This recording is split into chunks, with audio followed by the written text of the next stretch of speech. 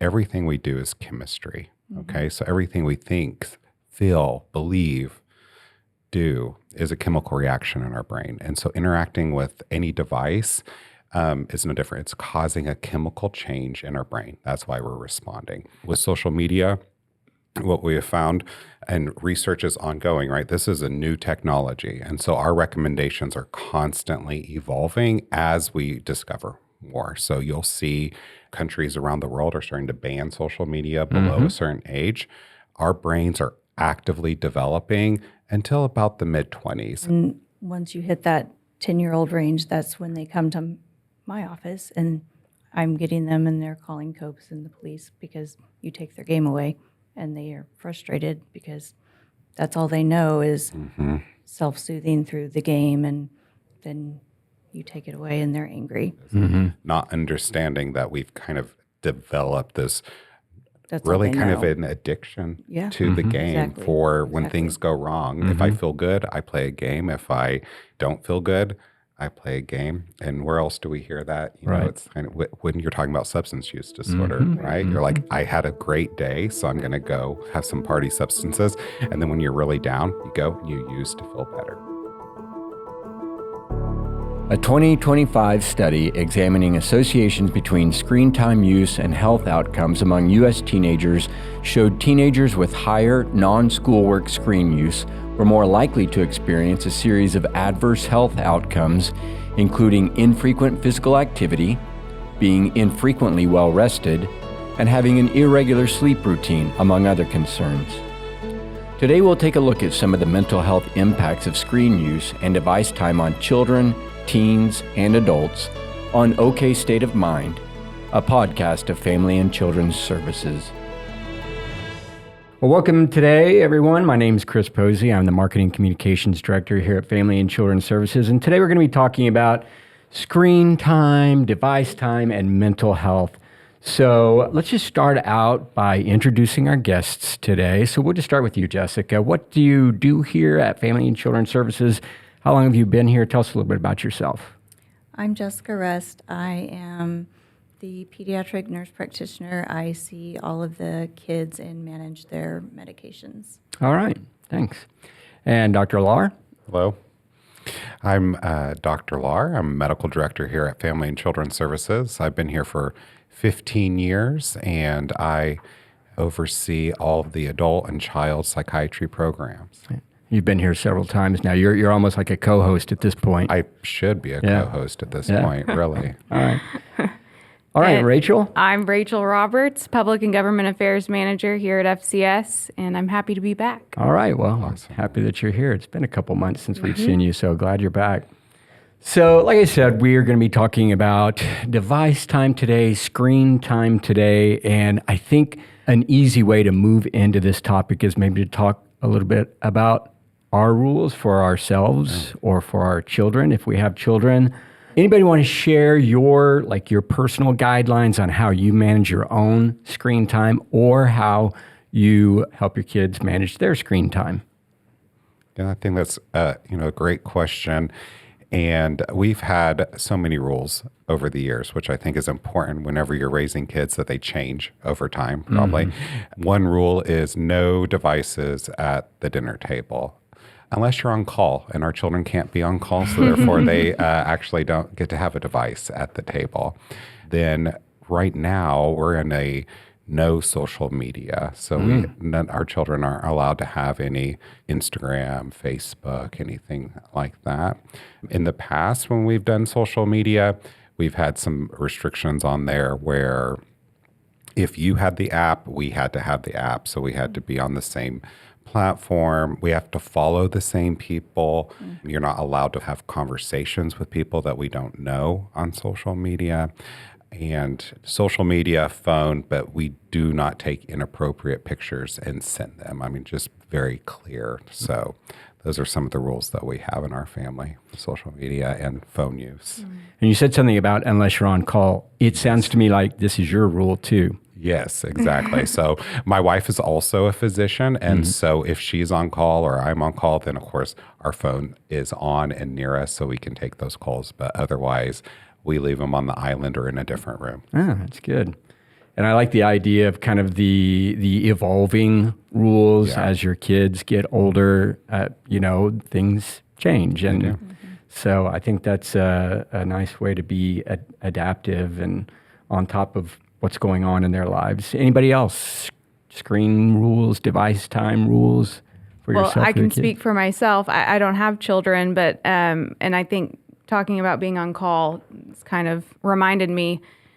I try to not be on my phone when I'm going to bed, when I'm unwinding, because I think I've noticed in myself that actually, I do it to relax, but really it's like my brain is just wired from scrolling. So that's one thing that I try to limit. Another thing that I've struggled with as far as work goes is I have all of the apps for work. So it could be a weekend, it could be late at night, and I see something online that I'd like to share for work. It's hard to cut that off. So Yeah. I can relate with, the being on call. I mean, a lot of our jobs are demanding and we like to keep up with current events and share that information. So I think for me, that's one challenge I have is turning it off when I'm not at work. Or you hear an email come through. Right. Yeah. Yeah. Teams notification. Yeah, Yeah. you got to Yeah. force Check it. yourself not Turn to. those notifications off. Uh-huh. Yeah. Yep. That's a good tip. Yeah. Jessica, you have any tips for us? We were pretty strict at our house initially, and then as the kids got older, we kind of changed things around. I was really lucky. My kids love to play outside, so our rules were never really strict. So we just kind of let things go. But because I deal with kids and parents a lot, we talk about this a lot in my visits. So they are constantly asking me, what do you do? What should I do? Or social media, the phone, the tablet, all of it. It's a constant thing that causes a lot of issues with kids and parents, and kids get grounded, and there's fights, and kids get so upset when you take their phone. Yeah. Like there are many COPS calls over kids getting grounded and taking their phone, and police have been called because parents took their phone, and Oh my gosh. it can be a big thing. Yeah. I'll give up mine next time. If right, we start that rule exactly. here. Like, Yeah. if I get in trouble, you have to give up your phone. That's a That'd be great good. idea. I know. That'd be good. Once you get that phone, like it's impossible to separate. I want them to have the phone so that I can text them and call them and remain in touch with them and monitor and watch and all that stuff. But you can't get the phone without, the social media. I mean, you can, but the social media apps come quickly behind. Very quickly. And all of a sudden it's just like, that's what they do.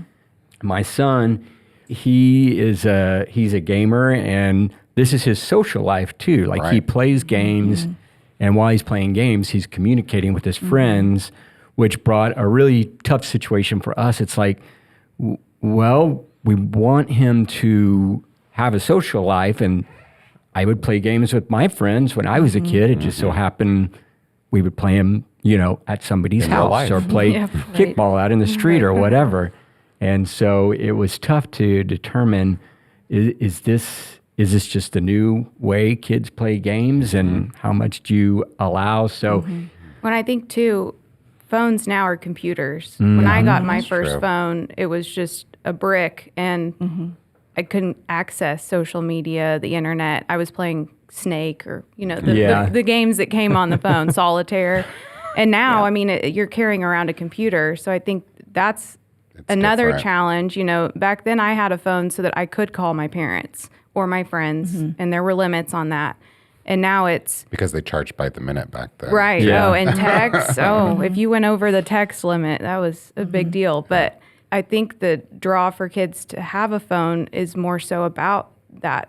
It's a computer. You can do what you want. You've got social media, you've got your games, you have access to download, millions of apps. So I think that's what's so different now. It's less about, to me, it seems, it's less about communicating with others on the phone, talking, and it's more about the digital, posting, updates, all of that. So, Yeah. Interaction. I know we're going to get to some other topics, and I think a practical piece of advice for phones that I follow, and I don't know if you've ever said this to your patients or not, but I've said it to mine, where I don't think you should give phones as gifts to children or teenagers, because when you give a gift, right, that implies that that person controls that device, Oh, yeah, that's a that good it is point. theirs, right? And so we don't give ours as gifts. So it is, we have an age or some type of milestone you have to meet to get the phone. And then there's the discussion, right, of how you're going to use this phone, what could happen for you to get the phone removed, and how long that will last. And so having that open conversation with whatever age child, because it's different, right? So for some families, they really do need a phone younger because they're in different households, they're in lots of activities. And then there's households that you don't really need to have that phone until later. And so just having that open discussion, some rules, but I'm really against giving out phones as gifts for kids and teenagers, because it's like, no, this is mine, right? Because the last gift I got was mine. So it's hard to make that distinction, in my opinion. That's a great good thought. idea. Yeah. I needed Never you thought about of that. 6 years ago. Okay. Yeah. Well, let's talk about some of the impacts of device usage and screen time. And I want to go back to something that Rachel was saying a little bit earlier about the words you used where you were wired from scrolling. And this is something that impacts children and adults.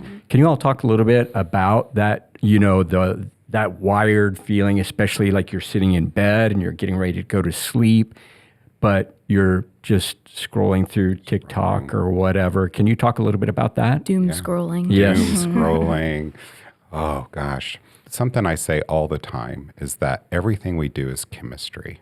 Okay. So everything we think, feel, believe, do is a chemical reaction in our brain. And so interacting with any device is no different. It's causing a chemical change in our brain. That's why we're responding. And so one of the somewhat unique things about, we'll just talk about social media, is that it hits the brain the same way that gambling does. There's something called intermittent reward, which is why gambling gets so addictive, because you have these random bursts of dopamine that activates that part of the brain. Well, social media does the same, right? Sometimes you'll scroll through and a video is going to make you laugh and you're going to get that dopamine hit. Other times you have no connection, and then you get a video that makes you extremely angry, and that's a dopamine hit. And so it's designed to keep you in that app. Just like if you're at a slot machine, those lights and those noises are designed to keep you at that slot machine. So you are doing chemical change or having chemical change anytime you're on a device. And so with social media, what we have found, and research is ongoing, right? This is a new technology. And so our recommendations are constantly evolving as we discover more. So you'll see countries around the world are starting to ban social media below a certain age. Our brains are actively developing until about the mid-20s, especially in that preteen to teenage time span. There is a lot of chemical action going on in the brain. And so you set yourself up for a lot of like poor coping mechanisms, poor social interaction, just by that chemical change in the brain. And then earlier, so we'll say birth to whatever, 10, if you are constantly using a screen, then you are using that to soothe. So you'll see it all the time. I've done it myself as a parent, right? The child is screaming, they're out of control. You have had a day and you're like, please, here's your screen, right? Occasionally, not a big deal. If you're routinely doing that, then you are training the brain to have soothing from a device and not self-soothe, which is extremely important, especially in that kind of infant to 10-year-old range. And that's all chemical changes in the brain. And it's really hard to overcome Reset those that. patterns once we have them set. So it's going to be painful, especially as a parent, especially in those early ages. But the more that we can give those kind of healthy mechanisms of self-soothing and not turn to a screen, is going to set us up for more success. And then once you hit that 10-year-old range, that's when they come to my office, and I'm getting them and they're calling COPES and the police because you take their game away, and they are frustrated because that's all they know is self-soothing through the game, and then you take it away and they're angry. So They don't have a backup plan. They don't Right, have that. exactly. And the parents just see it as, As- well, it's a game. I had my games taken away as a kid. Of course, you have to have consequences, not understanding that we've kind of developed this that's all really they kind know. of an addiction Yeah. to the game Exactly. for when Exactly. things go wrong. If I feel good, I play a game. If I don't feel good, I play a game. And where else do we hear that? You know, Right. it's kind of when you're talking about substance use disorder, right? You're like, I had a great day, so I'm going to go have some party substances. And then when you're really down, you go and you use to feel better. So it's a And very similar A dynamic. lot of the games that they're playing are violent games anyway, so they're kind of acting what they're seeing in the game. So you take that away, and then they are angry and acting out violently.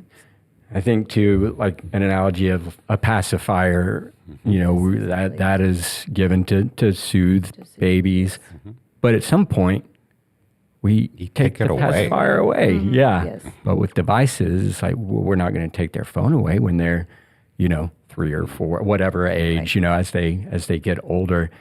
And so, as you're saying, they Right. just never learn to self-soothe because that crutch is always with them. That pacifier is always with them. Are there collateral effects of screen time? We talked some about brain development and a little bit about sleep. What kind of pin action is there from excessive screen time or just a lot of screen time? Yeah. You know, I want to take maybe just a little step back. And, you know, we've used the term screen time a lot.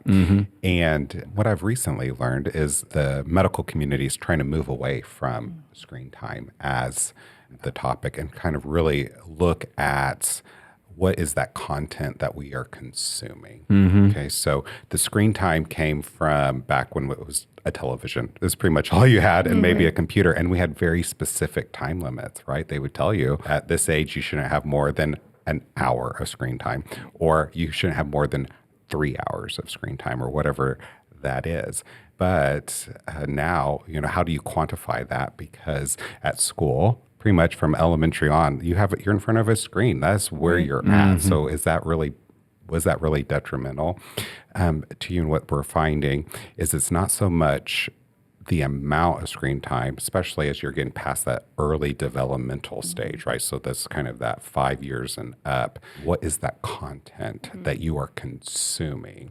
So if you spend, 2 hours watching a fun family movie and have family bonding, well, that's pretty amazing for your developmental, right?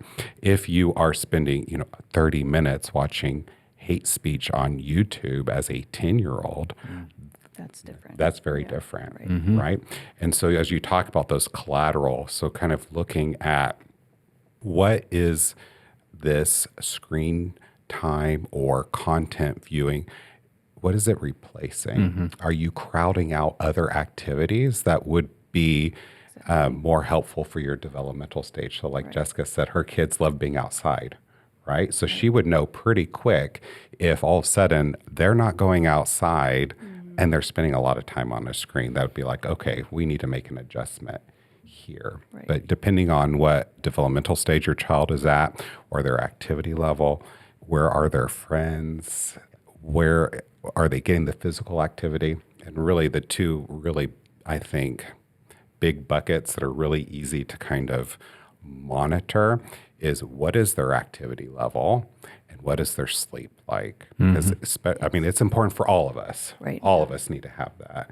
But especially as kids, if the screens, the devices, the viewing time is interfering with the amount of sleep you're getting or interfering with your physical activity, those are red flags. And so we're really, and then you look at all the health compounding there. We have childhood obesity epidemic, right? Because we're not getting enough activity. Well, if that's being caused by the amount of screen that you're using, we need to rebalance that. Jessica. I would agree. Yeah. And you kind of have to in a practical way. If I have a kid that is really, in a sense, addicted to screens, but like with the obesity, I try to initially attack it in a way that if they really don't want to be off the screens, I will try to at least maybe working on a game with physical activity. Yeah. And then That's a good idea. slowly work them away from the screens. And I heard Pokemon Go is good for that. Yes, There was a whole 'cause study they- about how yes, it there was, actually yes. reduced, because it gets them walking yeah, and around. help yes. reduce kids' Especially- weight by using Pokemon Yes, Go. especially during COVID. I had a lot of kids that did that. That's interesting. What about with like attention spans? Have you all seen that doom scrolling, social Yes, for media, sure. the content, Yes, is that affecting attention Yes. span? Yes. yes. And how so? It's much shorter. Yeah, because they get bored. Yeah. There are apps that you can do, and in a sense, I've recommended those too. You can shut your phone off, and you can set it for a certain time to get a certain amount of things done, and then you can be on your phone for 10 minutes, and you can, once you get your project done, you can work for 30 minutes, and then you can be on your phone for 5. And so sometimes that's helpful Yeah. for kids that have ADHD. Is that like an That's really app? good. It's an app. And I it's think that'd be managed helpful by for the me parents? too. It can be managed by the parents. I think that'd be helpful for anyone. Yeah. You don't have No to just kidding. I think for they have some kids. for adults too. Yeah, my wife may have gotten me one for Christmas. My daughter uses it. That's how I found out about it. Okay. Yeah, so really the shortening of attention span it's a real thing, and it's probably caused by that dopamine release. It's that pleasure, right? You get it right away, but then it wears off. So then you're looking for that next rush almost. And so if you find yourself, scrolling and you feel really bad afterwards, that's a good sign that that's not what we should be doing. Right. So everything that, Jessica said about, you're trying to get the time shortened on social media. I've asked patients not only just to do that, but then also interaction. Like take the time to stop and actually interact with the post. It's social media. You're not being social. You're just viewing. Right. So it's, what is this invented for? Then it's not just social media. I don't know if it was a study or if they just released it, but there is a correlation between children that were raised on like Sesame Street and Mr. Rogers, and then the current kind of YouTube children's content that's all flashing lights and very fast, where everything's very slow in Mr. Rogers, and you get a resolution, but there's nothing really quick about it. And same thing with Sesame Street. I saw some recommendations on the AAP website, which is the American Academy of Pediatrics, which they have a ton of information about social media, about device time, about media for every age of your children. It's a great resource about, especially those early ages. If you are going to view something, go back and view those like the Sesame Street and The classic. and PBS shows, Yes. and it really helps kind of avoid that small attention span that you get with the newer stuff. It's really kind of fascinating. When I was a kid and I'd be watching Mr. Rogers or Sesame Street, there's no fast forwarding. Like No. you have Yeah. to wait. You were talking about there's some slowness there until you get to the resolution, and we had no option but to wait. Now they Right. can just beep, move that Yeah, little the slider. Like this is going too instant slow. Too slow. gratification. Yeah. Speed it up. Yeah. Yeah. Several years ago, we realized, oh wait, we need to do a different type of like TV rules in our family. Whenever our daughters were yelling at us that the TV was broken, and so when I was like, oh gosh, they threw something, they broke the TV. Right? We get up there and there's a commercial. And I was like, well, what's broken? It looks like it's working fine. They were like, our show just disappeared. And this came on. And we were like, oh, you've never seen a commercial before. Oh my God. They didn't. So even think about that. Not only could you not fast forward, but you had to pause what you were doing and you had time to go do something else. You weren't just sucked in. So the whole kind of dynamic of our viewing has changed. That's interesting. You said something like it's a little painful as a parent. Do you all deal with parents coming in and like they have the frustration of, we're trying, but and Yes. what can you say to them? that that's your job as a parent. Yeah. Okay. And yeah, it's painful. Yeah. It's hard because you're being punished too, Yeah. but that's your whole job. Yeah. And the kids may not like it, but that's what you're there for. And I spend a lot of time encouraging them and telling them if it's not painful, then that's, Probably doing it wrong. yeah. Yeah. And then also, you have to kind of take a look at your own usage of your device and social media, how you interact on social media, because You have to your set the children, young people around you, they're witnessing that, right? And so I'm sure you've experienced this where, the parent may be complaining about, let's just say, how much video games they're playing, but in the entire appointment, the person has not put their phone down, the who I'm talking to, right? They're looking at their notifications, they're scrolling on Instagram, and it's kind of like, well, how do you expect your child to learn that there's a limit to this if you're not going to put down the phone yourself, Yeah. right? Yeah. And so it is hard. It is really hard. difficult. It's interesting. You were talking earlier, and I think this is a great point. You were talking earlier on social media that it's social and there is an exchange. Do you feel that we are more inclined to become consumers with social media, and then that kind of expands out into real life when we are scrolling through, and that's all we do? All you do. There is no exchange. There is no social interaction. I'm sure Jessica's probably seen it too, where just kind of rules of etiquette, social interaction seems Gosh. to not exist. And you can, not all the time, but you can kind of trace it back to what is their device usage? What is their social media Kids usage? kids and adults they say so many more things behind the screen than they would in person.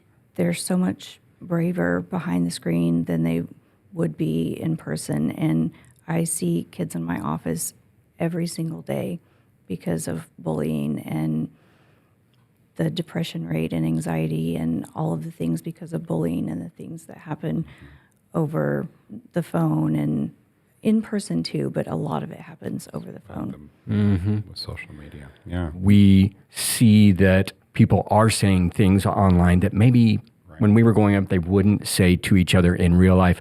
But do you think that it's becoming so pervasive online to say whatever you want, and then people are seeing these comments that they are taking this into real human interaction? Like, well, this is normal. This is real. This is just the way we talk to each other. I mean, haven't you seen my social media feed? And is it now moving into real life that people are just spouting off whatever the same way they would when they Yeah. thought they were anonymous on social media? Yeah, I think so. Yeah, I I would even think so. saw some articles up kind of addressing that exactly about how social media is rewiring not just our brain, but society and how we interact. And so one reason to have some type of intentionality with whatever your social media interaction is going to be and not just sit and let it happen. I think that's one of the issues. We kind of turn off our brain in a way. And something I thought was kind of on a lot of these social media usage, I'm seeing a lot of the words common sense. Like we just need to use common sense restrictions, common sense type of interactions. And I think we would see a lot of decrease in some of those negative effects of social media, going back to discussing with your kids and probably with ourselves too. A lot of time, like one, we have to remember the internet lives forever at this point. It's practically impossible to take anything off. And so once you put it out there, it is permanent and it is real. These are real comments that you're making, but there's a real person on the other side who is going to have a whole slew of reactions to it as well. And I think that's really hard to grasp a lot of the time, even for adults, where it's just almost like a reaction, right? And you're not even thinking about, if this was my neighbor, like would I go knock on their door And say that to Right. their and say face. these things to their face? Yeah. And if the answer is no, then you probably shouldn't be posting it. Yeah. Golden Right. rule. Golden That's rule. right. Yeah, Exactly. right. Common sense here. Yeah. Well, when it comes to kids and screen time, phone use, all of that, do you all feel it would be better to restrict, monitor, co-view? I know, I have family members, when they were younger, their parents had access to their social media accounts. If that's how they were allowed to have those accounts, it was, well, if you're going to have it, we're going to have eyes on it. And I know it's different probably for every family, but what are you all seeing that works? That's a good question. All of the above. Mm-hmm. It's a full-time job. I mean, at least at my house it is. So, I mean, currently my kids are older. My youngest is 15. She'll be 16 in September. So we are doing all of the above. So we monitor, we co-monitor. She's in athletics at school. She had to sign a contract. So a lengthy contract. So we went through all of that. And we had the talk about like what you're posting. It's always there. You're representing your family. You're representing your school, Your future. your future. If you want to go to college, it's not going to go away. All of that conversation about what that would look like. And her eyes just kept getting bigger and bigger and bigger. And I'm like, do you understand what this means? And you could be off the team and you may not go to college. And she's like, okay.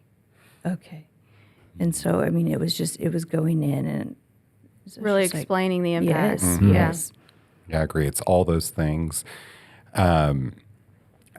Try, and I say it to myself, and I say it to patients all the time. Like, social media, internet, whatever has made parenting harder. It has. I mean, it just it hasn't made it easier.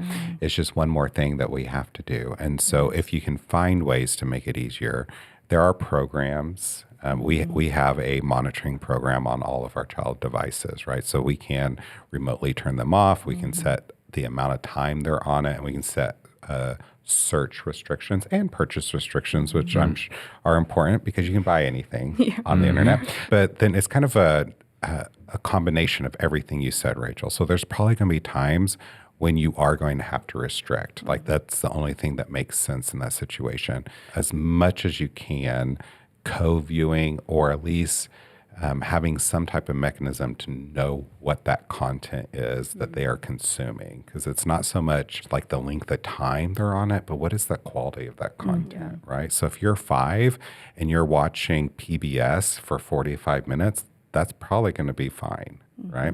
But then if you're 5 and you're watching Terminator, that's not that gives you, there's no educational value to that, right? And so what are we consuming, and monitoring, and just, I think, being okay with changing how you're handling the device time, the screen time, the social media. I mean, like I said, our current rules, we just had enough, and so we said, you know what, there's going to be no social media on your phones until you turn 18, because my wife and I are both busy physicians, and it takes a lot of it time. takes a lot of time, and no matter what you put on there to monitor it, you can't kind of divorce yourself from the parenting aspect, right? And so all the questions that you would ask your child before they go to a sleepover or engage in an activity, you really have to do that whole thing for every single social media kind of interaction that your kid is going to have. And so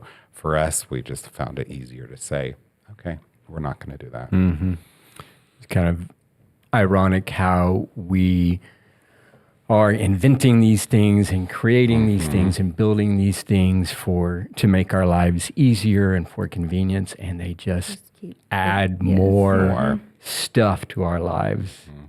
We've talked a lot about kids, and I know that your practice is focused primarily on children, but even anecdotally, are you seeing things arising with adults? Are there differences in the way adults are being impacted by screen time and negative use of screens and device time? Is there a difference there, or is it all the same issues regardless of how old you are? Are you seeing anything with regard to adults? Oh, I think it's probably the same. A lot of the same stuff. Yeah. It affects me I mean, it keeps me awake. Personally, it keeps me awake at night. I doom scroll. It distracts me. You know, I'm supposed to be doing the dishes. I'm supposed to be making dinner. I would much rather sit on my couch and scroll TikTok. or, Yeah.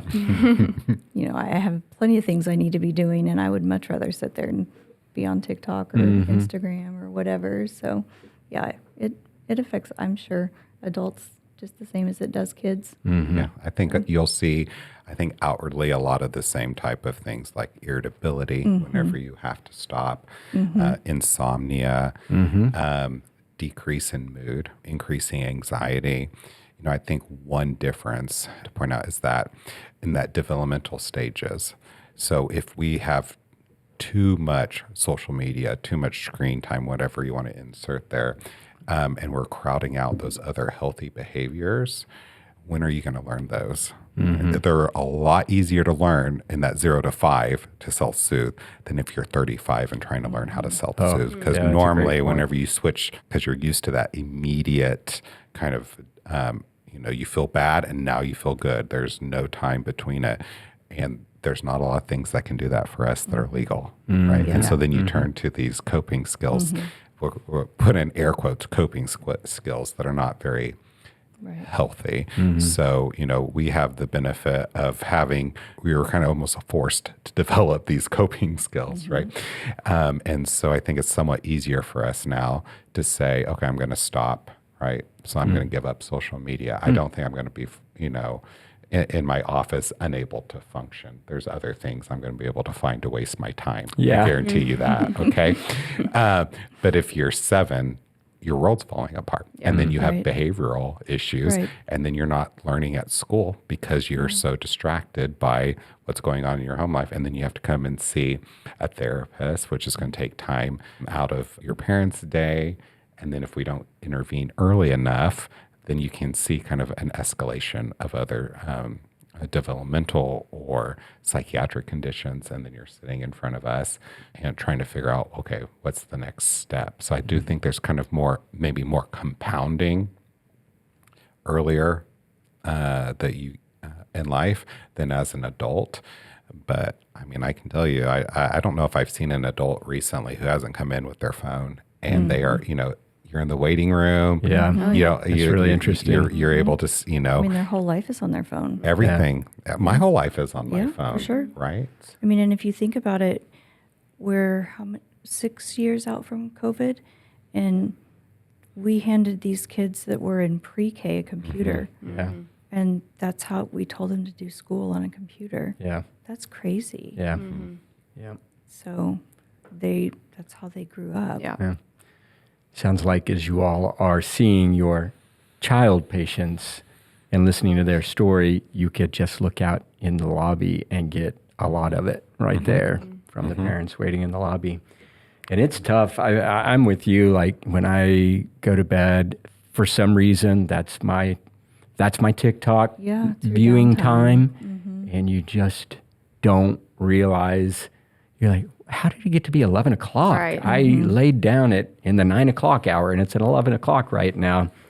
You know, you can set a timer on your phone. I know you can You can that. you can be like 15 minutes and it goes off, and then you turn off your phone. Yeah. Yep.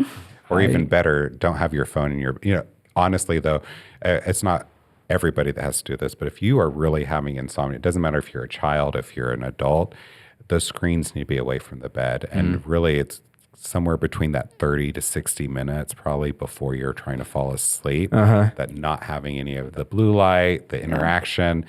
Like no TV, no phone. No TV, no phone. If you are looking at kind of that sleep hygiene, that is going to be on there. It's probably one of the hardest. It is. One of the It is. rules that I'm going to admit we probably don't enforce enough at our house is that all devices are supposed to be charged downstairs. The girls' rooms are upstairs, so they're not supposed to have them in their room, right? But then as a parent, you have to go check Then you have because to they do, then you have to do your forget. parenting Yep. job. Yep. So and Yeah. then you forget to check, and they forget to turn it in, and Yeah. so especially, I think for teenagers, it's important not just because it's going to interfere with falling asleep. And I don't know if you've heard this, Jessica, but I've had people tell me that like they're so anxious that they're going to miss something. Yes. They will wake up Yes. in the middle of the In the night middle and of the check night. their phone, and there's Yes. I'm like, you're 13. Like the hospital's not calling you in the middle of the night to save a life. So what's going on? Yeah. Right? They might have forgot to send their streak Yeah, or they may have forgotten to, Yeah. or they needed to play a game. You know, they have the streaks, right? Yes, Like yeah. I forgot to do this. Yeah. And so having it out of the room really makes a big difference. And but then also, would you let your child roam downtown Tulsa at 3:00 in the morning? Right. Yeah. And if that answer is no, then you probably should let them have unrestricted access to the internet at 3:00 in the morning. Right. So. I think that's a great tip. As we kind of wrap up here, can we, even at the risk of being a little repetitious, I'm wondering if we can kind of consolidate all of our solutions, our, and a little bit of perspective. And, we have talked a lot about the potential harm and damage and whatever of devices and screens. But I think wrapping up with a little bit of perspective, not to demonize them, but just to talk about, that Goldilocks state of screens and devices. Can we wrap up with just some solutions and some perspective? you can, do all the monitoring. You can put all these things in place, but you really just need to focus on being present with your kids. And it starts when they're young, and just forming those good relationship bonds and things like that, because the more you talk to them and the more you know what's going on in their life, you're going to know when something is off, when they're disappearing in their room, when they're not talking about this friend anymore, when they're not sleeping well. You're going to know when something's off. That's probably the most important thing, I think. Yeah. Setting the example, kind of like you talked about, not the parent not being on their phone all the time and engaging with their kids, which is what you were just talking about. Right. But I think that's, growing up, you're seeing your parents do it and you think, okay, well, if they're doing it, then it's okay. And sometimes we just need to put the phone down and talk to each other face to face. That's right. Yeah, I agree with all that. And nothing is, social media, screen, it's not 100% the cause of any problem. It's the way that we interact with it. And I think the power in that is that you have the ability to change it. Right. And so I think now's a great time to kind of take that inventory of your social media life, your digital life. Right. So how are you using it in your daily life? How are your kids using it in the daily life? If it is bringing value to your family, why change? Right. But if it is causing you to lose out on that connection, if you are feeling depressed, anxious when you're on it, it's time to step away and just either find a different way to incorporate it into your life. Because like you said earlier, Rachel, it's really hard for a lot of us to step away. Like some of our jobs revolve around social media. So that's going to look different than somebody that is using Instagram or TikTok for entertainment. So if you tell yourself this is for entertainment and you're not being entertained, then that's a pretty big clue that this is not working for us. Right. And I love what you said, Jessica, about connecting with your kids, because that's kind of that whole going back to monitoring. You can see it as monitoring, or you could see it as interacting with your kids. I like that kind of reframe there. Like you just spending that time. And then as your child gets older, anyone with teenage, preteens know that they're not the easiest people sometimes to talk with, right? How's your day? Fine. Right. That's all you get. That's all you get. Right. But if you know that they, have a TikToker that they like to follow, they're much more likely to engage in that conversation with you. TikTok. Yes. Send them a TikTok, get that interaction going. But then also as you are viewing things maybe that don't match up with your parenting style or with your ethics, you can have that discussion, right? Like, oh, in our family, this is not something that we do. Do you know why we don't, whatever this activity is, and get that discussion? Because I don't think we've mentioned it, but just, as we wrap up here, to remind ourselves, but then also our children, like not everything on the internet is true. Yeah. Right. And the only way to Yes, kind of that's know really what that, important. is that communication with your parents, because you'll see, they're like, well, so-and-so posted, and you hear it and you're like, whoa, whoa, whoa, who was that? What are you talking about? And let's investigate it just a little bit and not just say, well, this TikToker said that I need to do X, Y, or Z. Right. That's a great point. Really great point. Not everything on the internet is true. I think we as adults could benefit from that too. 100%. Yeah. All right. Well, I feel like we've just scratched the surface of this topic. There's so much to it, but I do appreciate you all's time today and your insights. It's been great and just a nice way to introduce us to some constructive use of our devices and our screen time. So thanks for being with us today. Thank you. Thank you. Thanks for tuning in. If you found value in what you heard today, there are a few ways you can support and stay connected to us. First, be sure to hit that subscribe button wherever you're listening to us. Subscribing ensures you never miss an episode, and it's absolutely free. It also helps us continue bringing you quality content. Consider leaving us a review. Your reviews not only make our day, but they also help others discover the podcast and join our community. Share this episode with friends, family, and anyone who might find it interesting. Word of mouth is a powerful way to grow our podcast family, and we truly appreciate your support. We're always eager to hear your thoughts, ideas, and suggestions. Email us at communications@fcsok.org with any episode ideas or questions. We'd love to connect with you. To learn more about Family and Children's Services, visit fcsok.org. Until next time.